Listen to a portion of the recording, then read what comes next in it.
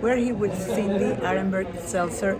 She is the director of Children's Services Council, and we just were witness of a new presentation of a report about the immigrant community, Black and Hispanic. And I wanted to ask you, Cindy, how this report will impact your job in Children's Services Council. For the last 6 years, the Children's Services Council has been promoting racial equity work and helping to inspire and for all of us to learn a common language around racial equity. And I'd like to think that that was some of the inspiration behind this work. But it's reinforcing process. So what we learned today, we'll take back, incorporate into the Children's Strategic Plan work that will inform everything going forward. How do you envision the future? How can we move forward with this information? Knowledge is power. Mm-hmm. So as people understand these disparities, I hope it both makes them, a little angry, but also curious as to how this could happen and what we can do together to make changes, because change is possible.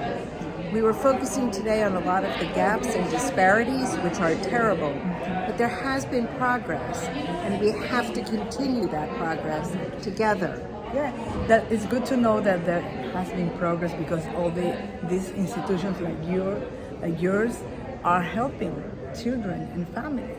I really commend you what you do. So, for example, can you tell us what has been done in which areas were better off? Well, when you look at juvenile crime, the numbers are still terrible. But there's far fewer children being arrested. When we started 20 years ago, there were 14,000 children being arrested every year. And now you're at about 4,000. So the disparity is still terrible, but it is far fewer children than before. The infant mortality is still horrible. It's persistent, yes, but it is better. So, and graduation rates are better. Still not where we want them to be. Still so much work to be done, but we can't lose sight of the progress. And remember that we have a lot more people in the county as well.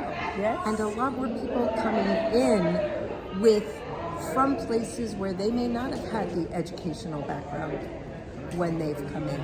They may not have the language as they come in.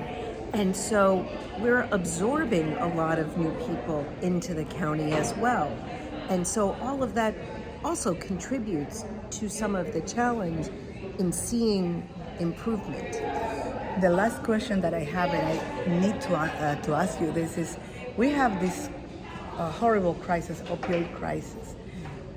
What is you guys are doing to fight this? Because it's nationwide, but also in Broward we have these horrible numbers. What do you think has to be done with fentanyl and all these synthetic drugs? It's stopping it coming into our community. Of course, that's a law enforcement aspect.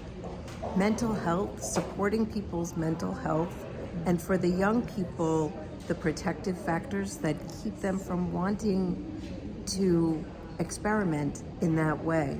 Of course, we have some great leadership from the United Way and the Broward County Commission on Substance Abuse, and they have some great programs coming forward for folks to learn about this crisis and to take collective action again against this scourge on our community. Thank you very much, Cindy. You are so kind, always.